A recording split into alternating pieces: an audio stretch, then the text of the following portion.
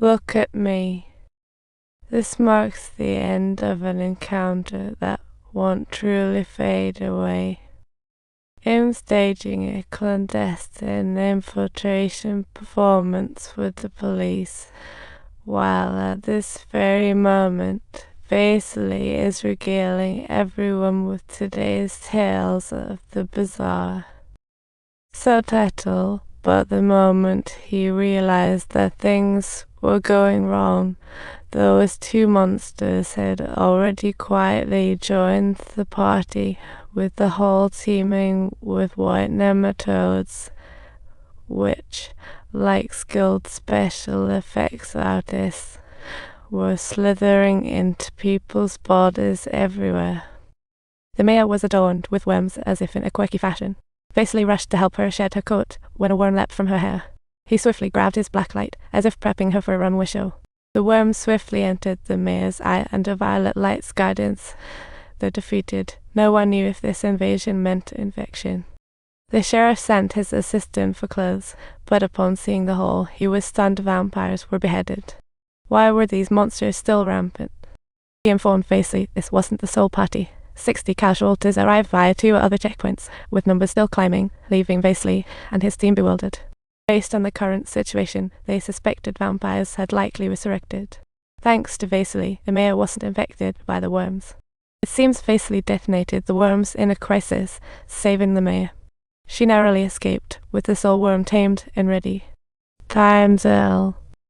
The girls zapped the second one into dreamland with a shocker, and they dragged it back to their lab, which was already a monster playhouse, filled with other. In hopes of solving the monster issue, she began dissecting one and found a meaty ball in its brain, a true piece of surreal art indeed. She suspected this might be the monster's nervous system.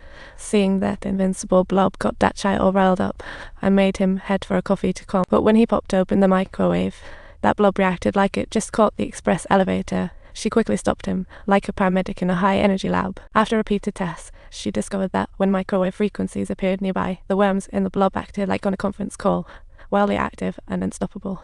To get to the bottom of this, Datchai decided to whip up a microwave transmitter. If the vampires really were using microwave communications, he could cut their line with a different noise. He placed the transmitter on the top of the monster's head while she tortured another with silver, waiting for the brainwaves of the two to sync up.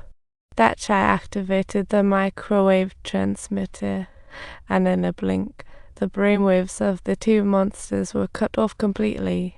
They flailed around like headless flies, perhaps out of curiosity about this new gadget. The duo then snagged another monster, tying it up on a chair while she set a tub of blood at the door, hoping to lure it out of its lair. The monster expertly removed its head and charged toward the blood at the door, but the iron bars stopped it, leaving it furiously waving its long tongue like it was starting. Right at that very moment, it noticed the key lying on the ground uneasily inserted it into the keyhole. Who would have thought they had studied to such a profound extent?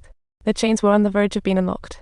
Datchai activated the microwave transmitter. The monster froze, pondering life, but their success was short-lived. The monster picked up the key again, and no matter how much Datchai fine-tuned the microwave transmitter, it was as if the monster completely ignored them and managed to. With no option, she ended its happy eye out with a gunshot. This failure made them realize the vampire's immense power and its far more complex communication network. Meanwhile, Abel and Quenlin were on the hunt for a way to combat the vampires. They discovered that once upon a time, Egyptians had killed a progenitor, but the details were mysteriously vague in the text, as if the author wanted to keep it all under wraps. Abel scrutinized the book as if seeking treasure. Upon flipping a page, he found different paper, sparking sudden inspiration. He hurriedly took Quenlin up to the rooftop, and when exposed to the sunlight, another pattern indeed emerged on the back of the paper. Everyone exclaimed in amazement. It was truly like the sunlight shining upon all living beings. Among the thousands of soldiers trapped in a devastating pitfall, a fateful strike captured in the tangle of self-sacrificial hermits. Under the impact of stone and iron, their bones emerge from the ground, bound to their plight in undeniable connection.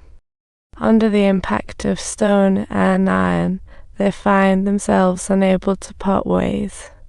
It was the 7th day of the vampire virus outbreak, and globally they were dishing out their hospitality, while countries employed their own tricks to as infected numbers soared. Military safe zones were invaded. Vasily decided to spice things up to find the vampires' lairs. Vasily subdued 2 monsters in the street, fitted them with trackers, and waited for dawn. Seeing them retreat to their lairs, he followed the signals to hunt for treasure.